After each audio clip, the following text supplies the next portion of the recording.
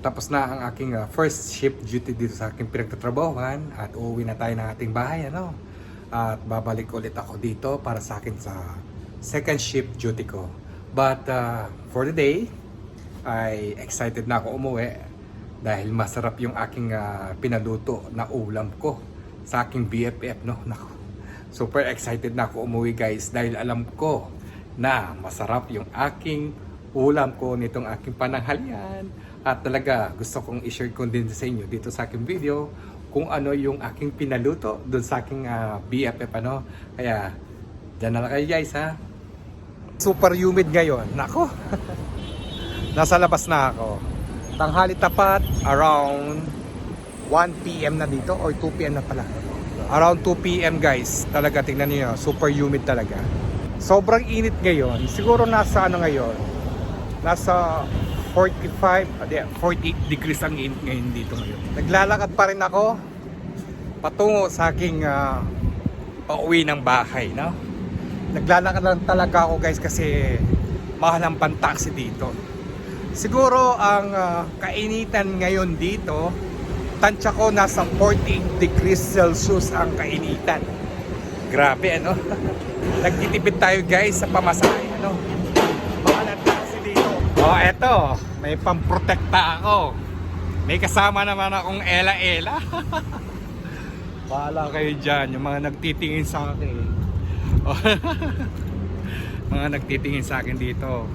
Kalalaki ko daw tao, bakit ako nagpapayong? Ano ngayon? Ba't ninyo ako di magpapayong ako, no? Ako din naman ito. Siyempre, pang-protect ako rin ito, no? Ang daming tumitingin sa akin. Bakit nagpapayong ako? Ang hirap-hirap kasi kapag humahangin. Ang lakas ng hangin, kaya hindi ko maayos yung paghawak ng payong. Tingnan nyo, oh. Pero ganun pa man, malaking tulong na rin sa akin ito, no? Kahit pa paano, may pang-protection ako sa aking paglalakad. At hindi lang yun, siyempre nagtitipid pa rin ako ng pamasahe. Mahal talaga ang dito. Tsaka hindi lang yun, malapit lang naman ang trabaho ko sa bahay ko, no? Siguro maglalakad lang ako ng mga 8 to 10 minutes lang yung lalakarin ko. O, di ba? Paano ka pa magta-taxi? Mahal na mahal ng taxi dito. I-keep mo na lang yung pamasahe mo sa pagkain.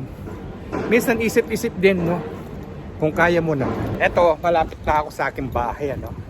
Hindi ko namalayan sa aking pagbablog at paglalakad. Nandito na ako at malapit na ako sa aking bahay. O, di ba? Para-paraan lang. Hanggat may pagkakataon. At hindi lang yung, guys. Excited na ako sa aking uulamin, no? At kahit na ganun pa man, meron na akong sinaing na kanin kagabi. At ready to eat na lang ako pagdating ng bahay. Ako'y talagang gutom na talaga. Ang laking tulong talaga nitong aking tawag ko dito Ela. Ela sa aking pang-protection ko sa araw-araw na paglalakad ko. Pauwi ng bahay at papuntang trabaho. So bueno, ito ay aking first shift duty tapos na. At mamaya ulit babalik ako sa aking pinagtatrabahuan ng aking second shift duty. Napakahirap talaga ng schedule ko. Nako, 2 times akong bumabalik sa aking pinagtatrabahuan, ano? So gayon pa man, nandito na ako at excited na akong kumain talaga. Gutom na talaga ako, guys. Pasakay na ako ng elevator. Kahit ganito yung building namin dito. Siyempre 3rd floor na yung aking bahay. Kailangan ng gumamit ng elevator kasi kapag sa hagdanan ako, mahirap. Hinihingal ako. Guys, dito sa aming ka-building namin is from Kenya. Can you make shoutout in my vlog? Yes, Jambo Sana, welcome to Kenya. Oh, wow! Thank you, sir. Thank you. Kasabahin ko lang dito sa elevator. Nandito na ako sa bahay, no? At madali lang naman aking proseso sa aking pag-prepare ng aking pagkain dahil init-init na lang ang gagawin ko. Kaya para mabilis, di ba? Katulad ng sinabi ko sa inyo na nakapag-prepare kagad ako ng aking pagkain dahil meron na akong sinaing na kanin kagabi at yung aking ulam ay hindi ko na iinitin yun. Hindi ko na iinitin yun dahil gutom na talaga ako. Anyhow, kahit hindi ko na yun iinitin dahil alam ko talagang masarap yung aking pinaluto. At talagang ako'y sobrang excited na ako para gusto ko na tong tikman itong aking pinaluto sa aking BFF. At pasensya na kayo guys, hindi pa ako masyadong nakaset up dito sa aking kwarto dahil later on guys, mapapaganda ko rin ito at talagang hindi ko pa ito mapaayos dahil wala pang time at hindi lang yon, talagang ayaw ko itong palampasin itong pagkakataon na hindi ako makapag-vlog ngayon dahil itong pinaluto kong ulam. Kaya pinilit ko talagang mag-vlog ako at magbigay reaction nitong pagkain na pinaluto ko sa aking BFF. Ito galing pa to sa rep. Hindi ko na to ininit guys dahil wala na akong oras Ang importante dito, pinainit ko na lang itong aking kanin ng bonggang-bongga Kahit hindi na ako magpainit nitong aking ulam, okay lang ito. Hindi ko naman to lalahatin na kakainin. Magbabawas lang ako ng konti. Eto na, bubuksan na natin. Charan!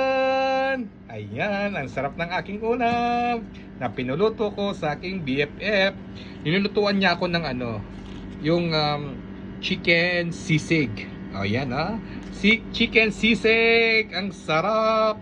At nilutuan na rin niya ako ng na parang tortang talong at sinamahan niya ng ng dumpling Guys, ito napakasarap.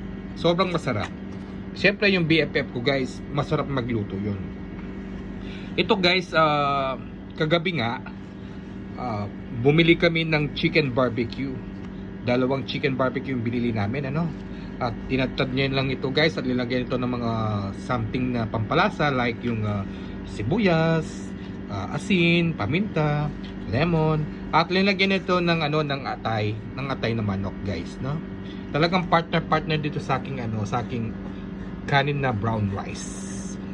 Ayan guys, sobrang amazing, sobrang sarap. Ang sarap talaga na aking ulam for today Sobrang excited ko ng tong tikman. Ang sarap. Wow! Talagang paborito ko to guys. Kaya pinaluto ko ito Ang bango ng ulam. Kahit wala nang init-init ito, okay lang. Nako, masarap pa rin. Basta yung importante yung kanin ko. Mainit siya bueno, dyan muna kayo guys. At ako'y naghugas ng kamay para tayo ay kumain na nakakamay. Nag-i-enjoy talaga ako ganon pag nakakamay. Para marami tayong makain.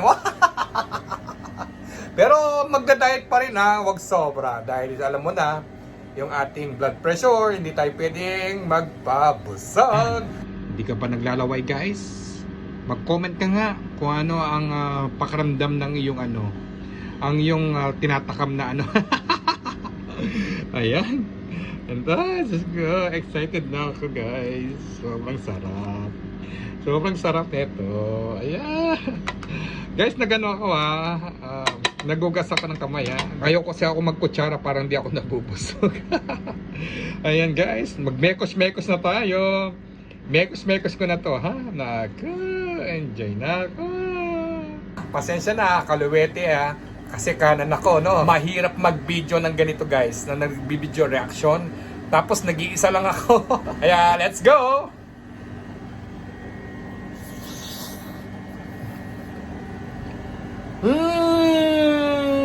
Yummy. Sarap. Yummy.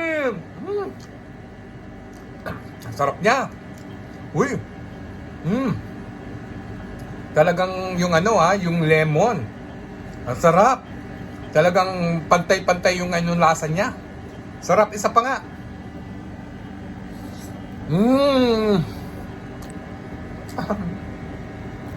It's so yummy and tasty.